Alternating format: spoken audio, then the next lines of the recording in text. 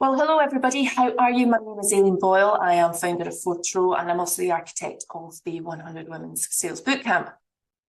When Vita asked me to put together a 10-15 minute very quick video about how I can help you be better at sales and just talk generally about what women can do to be better at sales, I jumped at the opportunity. I think there's something really special about women supporting women. I think we understand each other. I think we get where we're coming from. And I do think that we have a special insight. So over the next 10-15 minutes, I'm going to take you some of the top tips that I share with my own clients. Obviously, it's just 10-15 minutes, so we can't go too deep into everything. But I'm hoping that at the end of it, you will have at least one thing that you can take away with you. So very, very quick background on myself. I set up my business in 2020 and it was in a direct response to the fact that people were needing to look at their commercial strategies and in particular their sales. Sales has been traditionally very manipulative and aggressive and not at all pleasant, and lots of people, including myself, wanted to just get away from it as far as possible. And even now, today, people don't talk about being better at sales. They talk about wanting more clients, onboarding more clients. But the thing is, the two are inextricably linked. So my clients come to me for a few reasons. Usually, they'll just say, I want to onboard more clients. When we get down to it, sometimes they'll say things like, I can't get my clients over the line, or my strategies aren't working, or the market shifted and I'm not sure where to start. Some do come to me and say, I've got a brand new service that I want to take to market, or I'm looking to expand into another market, can you help? All of which comes down to their sales and selling techniques. The problem is the biggest barrier, or one of the biggest barriers for women growing their business, is how they feel about selling and sales. They just don't like it, generally. I know there are some women out there that do. And if you do, that's amazing. Keep doing what you're doing, and hopefully you'll get something out of this that maybe just fine-tunes your technique. And if you're like one of most women, whether you hate sales and it just gives you the ick factor, then I'm hoping that what I'm going to share with you today will help you feel more comfortable and maybe just help you take that breath and take that step forward. So before we get into this proper, I just want to take a wee moment to see where your head is. There's a huge amount out there about visualization and manifestation, and I do a lot of it, don't get me wrong, I think it's amazing. But there's a couple of things I just want to say. We can all dream big. I mean, I can definitely dream big. I don't know many people that can't, but that's all very well. And what I'm finding is that a lot of women are spending their time on strategizing and thinking big, and it just gets bigger, and they've got massive ambition, and I love that. And it's really important when I'm working with people that they have that ambition. But the key here is not just to have the ambition, it's actually to take the intentional action. Because if you don't take the intentional action, if you don't make yourself into that person that is worthy of that visualization, or take the action that will allow you to achieve that, then all you're left with is a dream. And I hope that doesn't sound too harsh, but I remember the first time I heard that, and it was like, it wasn't just a penny climbed, it was like a whole big, gold ingot bar climbed down. That you can dream big, but unless you start to take the action, unless you start to go in that direction, unless you start to make the changes to you and your business, you will not create that future business that you have in your head. So that's what I wanted to start with. A direct link to that is that I'm seeing many women with a lack of confidence, or they're confusing assertiveness with aggression, and they think they don't want to be aggressive, and I get it. I'm not aggressive, but I'm very good at what I do. And that's the other thing I want to say. There is nothing arrogant or aggressive about being confident in yourself and your skills. Now, if that is a challenge for you, then I guarantee that if you are given the right skills and the right approach and the right mentoring, you will excel. So if you don't have that in your life, please go and find it. I can help, Vita can help. There's a whole pile of people out there that will just love to help you. So that's where I want to start with, getting the foundations in place, having the visualization, the intentional action, and just having that self-confidence. I had a client who came to me and she had very big plans. It was amazing. But when I said to her, what if I could show you how to do this now? What she realized is that she'd actually been dimming her own light and pushing it out to, it can only happen when A, B, and C happen, and that's going to be 18 months ago. So what we did is we defined her goals, we developed her sales strategy, she grew the business that she was working for, and she took the intentional action to be able to buy the firm that she was working for. And you know what? It happened in 6, not 18 months. Intentional action, it's so powerful. And having that confidence to go, I can do this and I can do it now.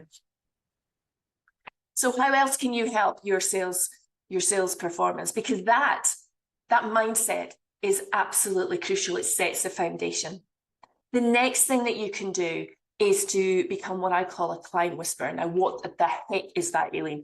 So women generally are very, very good at relationship building. We're very good at walking in other people's shoes. We're very good at allowing our clients and our prospects to communicate on their terms, not your terms. But what that does is that then allows us to anticipate their needs.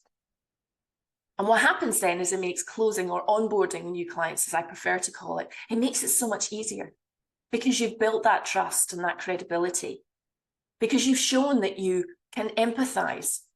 Now, when I say empathize, I don't mean that you can take on their burden. What I mean is you can empathize, you're intuitive, you can see where their challenges are. And it's sometimes in their business and it's sometimes with them. But because you are there and you are asking the right questions and you've done your homework. In fact, doing your homework is really crucial. When you use data-driven decision-making, then, you know, it means that you can use analytics and then you fully understand your customer's behavior. You can see the preferences, you can see the trends. Another way to show your prospects that you are the only choice. And what that does is that actually allows you to take a real collaborative approach to sales. I mean, previously we talked about consultative, but for me, collaborative works. For my clients, collaborative works. And what I mean by that is then the buyer-seller relationship becomes a partnership. And wouldn't you much rather have that?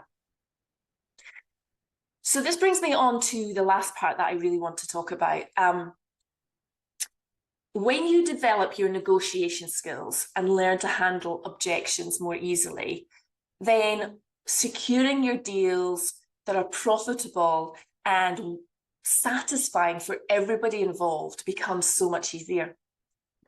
Women can enhance those skills. You know, there's training out there, there's mentoring. Again, I'm here, Gate is here. There's a whole plethora of women out there who are just there to help you and want to help you. Reach out to them. If you have somebody in your circle, reach out.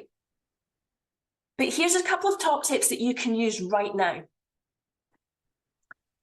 Active listening. It's a tool that's been long forgotten and is a really good in the moment tool as well. And what I mean by that is that when you ask questions, your only response is actually to sit quietly and listen to their response. You can come back with more questions, or even just a comment like, oh, that's interesting, tell me more. The reason you do that is that if you keep listening and you just keep prompting, it's where the gold is. The clients will tell you. They don't want somebody that's going to jump in with the, oh, me too, or oh, I got that, I had that exact same thing. You may think that that's you being empathic, and it is up to a point, but what happens is it then becomes about you, and actually it's about them. And it's one of the biggest mistakes that we all make. And we're trying to be friendly and we want people to like us, but actually it's about them. So when we sit quietly and we listen, we get more from them. Let me give you a scenario.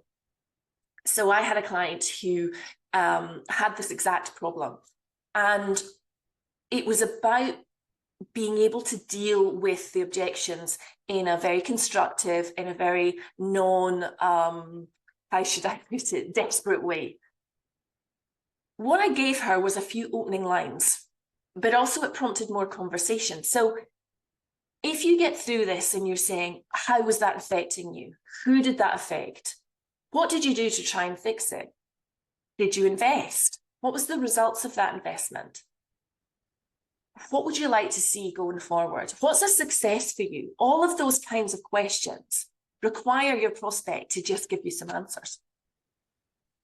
The other thing is, if you get to the end and they start to say, oh, I just really don't have time for this, you can absolutely say, yes, running a business takes a lot of time, but if you invest in here, then this will free you up to do the things that you want to prioritize.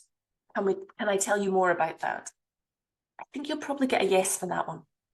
If you get something like, I need to talk this over with my second in command or my chief operating officer, I always say, yep, it's very important that we have everybody on board. Shall we set up a meeting for us all to get together and I can share some information? If they say no, then I just simply say, well, what can I prepare for you that you can take away and show your chief operating officer? There's always a way. And you know what else it does? It gives you that moment. You can take a beat to just gather yourself and approach it in that collaborative manner. What it really comes down to, though, is your process. And the way you'll know if you've got a really good process is if you took on 2 new people just now to help you with your sales, could you just give them something and say, this is how we do it? This is our playbook.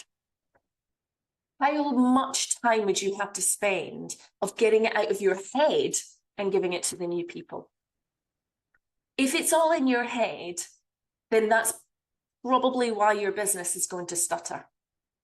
Because it needs to be where everybody can get to so that everybody understands it, whether they're involved in direct sales or not.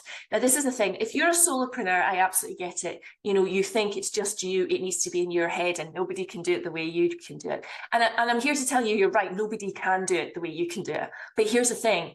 It might be the next person you can take on will do it slightly differently, but complementary to the way you do it. Or they may get more results because they're taking a different approach. But if you don't give them a playbook to start with, they're not going to know where to start. They're not going to know where to build on. So I had a client called Miranda. She came to me and she actually said to me, I'm struggling to get people over the line. So I thought it was to do with their closing. But once I used the active listening tool, I actually got down to the fact that it was to do with not quite having the process in place. So we mapped out what it felt like to be one of her clients so that we could identify where it was that the process was falling down. And you know what? It was actually back here. It wasn't just in the meeting. It was back here. It was from the moment that they reached out to her. So we created a brand new process. We got the right documentation. She knew what they needed. They knew what she needed. Everybody was clear. And once we had finished our session, she came off the phone to me. Well, it was a Zoom call. She went and phoned a couple of her prospects, and you know what? She onboarded 2 people straight away. And that equated to 4 times her investment with me. And you know why? Because she was crystal clear on how she could get to what it was that they needed and give them their tailored solution. A simple, repeatable, scalable process is key, and it's a real game changer. So I just want to finish off by saying that if you go into these conversations thinking that they are actually just conversations, you will relax and you will get on so much more better, because that's all it is. Our primary job is to help the person in front of us, guide them to make the right decision for them. Even if that means that we have to say, do you know what? I'm not the person to help you. Or even if that means you have to say, do you know what? You're not quite ready to work with me, but I can give you the name of somebody who is perfect for the stage of business you're at. And that's not about being elitist and going, oh, I'm not getting out of my bed for less than 5, 10, 15, 20K. It's about telling them, not even telling, guiding the person in front of you that this is the better option for them. And you know what? They'll thank you for it. I'm going to share a cheat sheet with you. It's really important to have that structure, that framework. So this cheat sheet is something I give a lot of my clients, and it just transforms. It focuses on the actual sales conversation. It doesn't cover some of the other stuff that we've done, but hopefully what it will do is it will help you in that sales conversation when you've got them on board saying, I'd love to talk to you about how I can help you with A, B, and C. I'm going to make sure you can get it from Geeta. But in the meantime, I hope that this session has given you food for thought, that you have got at least one thing that you can take away with you and implement. And if you'd love to, then reach out to me. I am here and we can jump on a quick 30-minute call. I will practice my active listening and we'll get to the root of where your challenge is, and I will guide you to the right solution. It has been my absolute pleasure to share all this information with you. You know where I am if you need me. Try it out, try the cheat sheet. Let me know how you get on. Take really good care and I'll speak to you soon. Bye-bye.